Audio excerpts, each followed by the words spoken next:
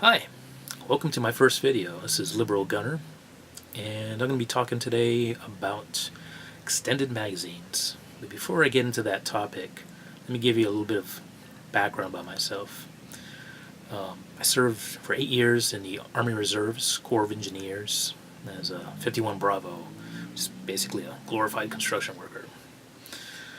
But during that time period, I did get a fair amount of firearms training and did a little bit of instructing on BRM on the M16A2, did instructing on the M249, the M60 medium machine gun, the M2 50 cal, and the Mark 19 automatic grenade launcher.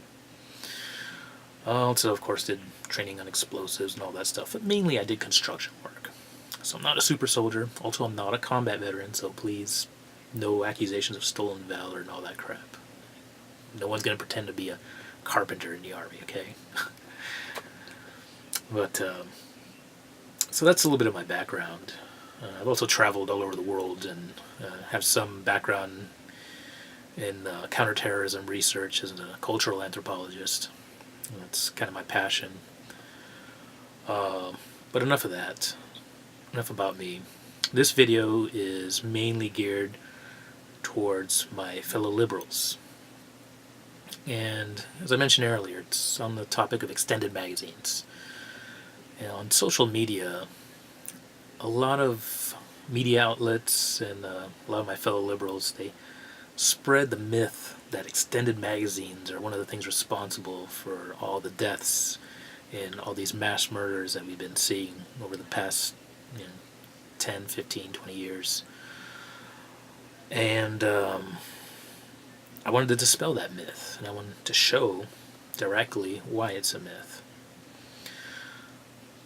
The biggest reason why extended magazines are not a threat, at least they're not any major part of the problem, is simple. It's real simple. A 10-round magazine, such as like what Senator Feinstein proposes as making the maximum limit of magazines sold in the United States, a 10-round magazine is still just as deadly as a 30-round magazine. It really doesn't make a whole lot of difference. Let me explain why. Before I do, let me show you what I'm going to be using to demonstrate this. Now, this is not a real firearm, okay? This is an airsoft gun. Airsoft. And it's all plastic. I don't know if you can see too well, but there's a little hole here for the BB. And I didn't want to use a real gun, just for safety reasons. I mean, I could, but honestly, I was kind of lazy. I didn't feel like unloading all the magazines because they were a pain in the ass to reload. I don't have to, I'm not going to. But this suffices for the demonstration. So let's say this had a 10-round magazine, right? Well, these are designed to have their magazines changed out very, very fast. This is a replica of the the Glock 17, which is a very common pistol used in military forces and police forces around the world. Now, if you had normally this is like a 15 to 17, or actually 15 to 18 round magazine. Somebody can correct me. I don't own a real one, so please excuse my ignorance. But normally they're considered to be pistols that have high capacity magazines. Well, let's say it only had a 10-round magazine. Well, here's the problem, or rather lack of a problem. If I was to shoot all I have to do is hit the magazine release button, and if I have an extra magazine in my hand, or if I have it on a pocket, or an ammo vest, as a lot of mass shooters sometimes use for tactical reloads, I can pop it right back in, rack the slide, and I'm in business again. I mean, it literally takes sometimes less than a second if someone's really good at it, but usually no more than a second and a half to 2 seconds. And with a lot of regular crimes, like let's say crimes committed by gangbangers or whatever, very often they'll have one magazine inside the pistol, and they'll have a loaded magazine in the other hand, and they'll fire one-handed. When it's done, they eject the magazine, and within half a second, put in a new one, rack, boom, boom, boom. Off to the races again.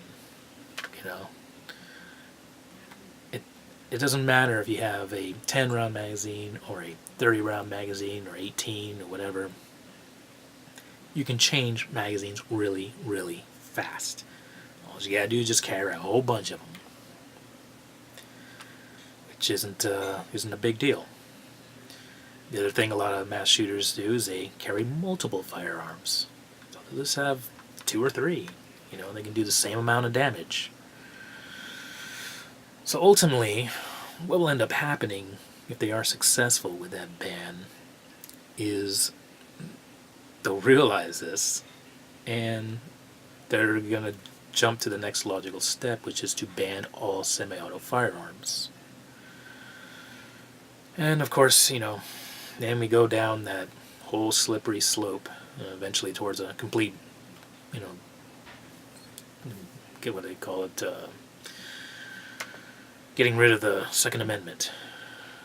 Eventually, Dianne Feinstein and many others in the Democratic Party have pretty much outright said that that is their goal, in that things like the assault rifle bans and extended magazine bans are incremental steps towards that goal of repealing, that's the word I was looking for, repealing the Second Amendment. So, with that in mind, these extended magazine bans, it's a political football. It's just to get votes, folks.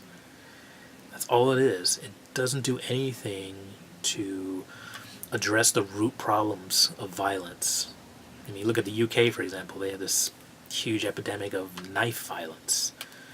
They're even talking about calling out the military there to assist assist the police dealing with all the knife violence. So, we're a violent country. That's the problem. It's not the guns, it's the fact that we are, through most of our history, a fairly violent country. And that's just something we're going to have to address and work at through our education systems, through our media, through our entertainment. But getting rid of extended magazines won't do a damn thing. So, again, say I had, magazines on the belt. All I gotta do, get another magazine. Boom, boom, boom, boom, boom, boom, boom, boom. Get another magazine. Boom, boom, boom, boom, boom, boom. Super simple. So keep that in mind before you, write to your congressmen and senators saying, yeah, man, let's ban all these magazines. You're giving away your Second Amendment rights.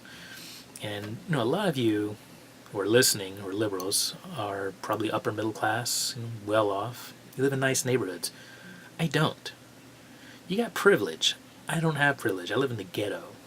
So for me, these things, the real things, are, it's serious business. It's a necessity.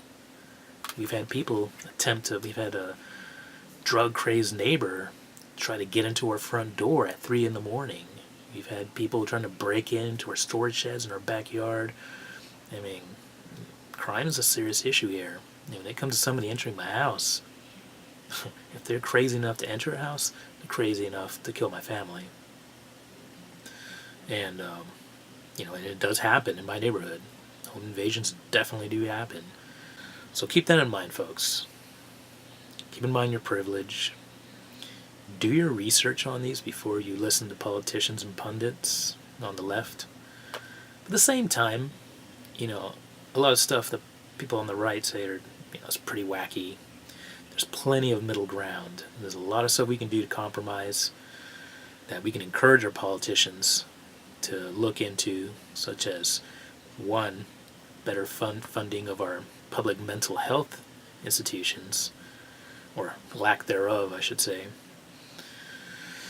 And two, pushing for more moderate gun regulations that won't restrict our Second Amendment rights, but at the same time actually are based upon studies and research that show that they will keep or at least reduce the number of firearms that get into people's hands that should not be using them, who should have no business touching firearms.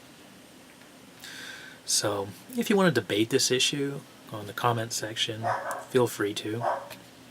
Sorry about my dog. But if you do want to debate, and I'll try to respond to most of them, I may not get to all of you, but if you do, please keep it civil. No trolling, please. But I hope this video gets positive views, and again, I'm sorry about the audio. Hopefully in future videos I'll improve the audio and the lighting and all that. This is my first video, so things will get better, especially if you guys support my videos. So that's about all I have right now, and I'll probably think of a bunch of stuff after I click the off button, but hopefully I'll address some of those things in a part 2 video on this subject, or a related subject. So again, this is Liberal Gunner, and if you like this video, click on the like button or subscribe button, and hopefully you'll have some more videos coming at you in a very short time. Alright, you all have a good day. God bless.